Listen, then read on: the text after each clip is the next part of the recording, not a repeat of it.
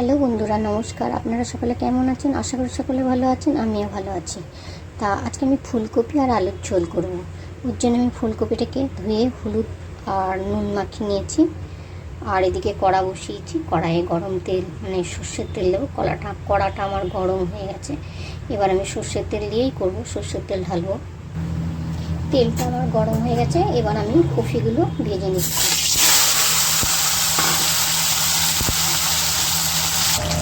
হ্যাঁ বন্ধুরা, দেখুন আমার কপিগুলো ভাজা হয়ে গেছে। এবার আমি তুলে নেব। কপিগুলো আমি তুলে নিলাম, আর এই তেলটাতেই আমি আলুগুলো ভেজে নেব। এই যে আমার নুন হলুদ মাখানো আলুগুলো এবার আমি তুলে ভেজে নেব। এবার আলুগুলো ভেজে তুলে নেব। হ্যাঁ বন্ধুরা, দেখুন আমার আলুগুলো ভাজা হয়ে গেছে। এবার আমি আলুগুলো তুলে নেব। দেখুন এই আমি হলুদের বাটিতেই আলুগুলো তুলে নিলাম ভেজে। এবার এই তেলটাতে আমি দেবো জিরে, যে কাঁচা আমি এই যে মশলা আমি বেটেছি এর মধ্যে আদা, আর আমি আজকে কাঁচা লঙ্কা ছিল না বলে আমি শুকনো লঙ্কা বেটেছি একটা, আর দিয়েছি টমেটো। বন্ধুরা দেখুন আমি এই মশলাটার মধ্যেই দিয়ে দিলাম কাশ্মীরি লঙ্কা গুঁড়ি আর জিরে পাউডার, ধনে পাউডার আর হলুদ। হ্যাঁ, এবার আমি এই তেলের মধ্যে কটা জিরে দিচ্ছি।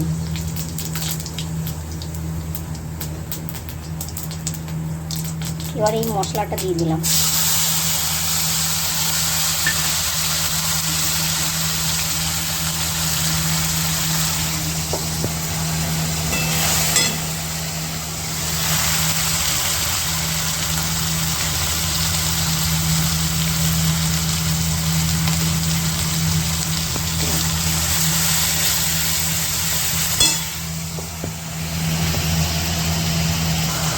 মশলার বাটি ধোয়া জলটাও আমি দিয়ে দিলাম।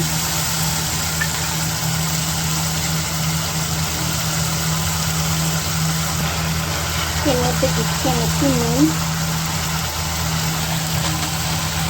দিলাম আমি একটু চিনি। এখন মশলাটা আমার ভাজা ভাজা হয়ে এসছে আর তেলও ছেড়ে দিয়েছে। এবার আমি আলুগুলো এর মধ্যে দিয়ে দিচ্ছি।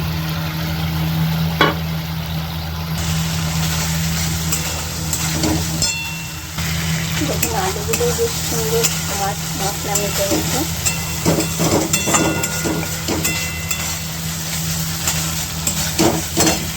এবারে আমি কপিগুলো দিয়ে দিচ্ছি।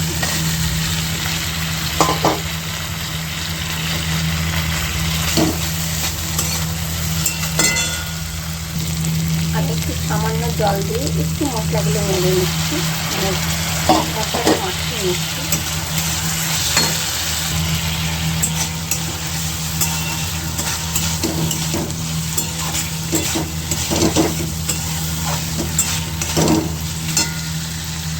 এবার আমি একটু গরম মশলা দিয়ে দিচ্ছি।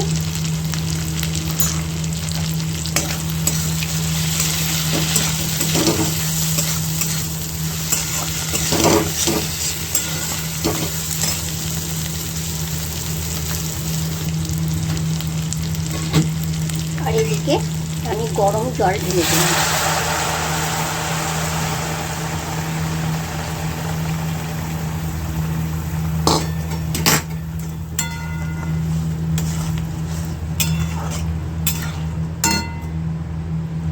আমি এবার একটা থালা দিয়ে 5 মিনিটের জন্য ঢেকে রাখবো, তাতে গরম মশলার গন্ধটা বেশ ভালো থাকবে।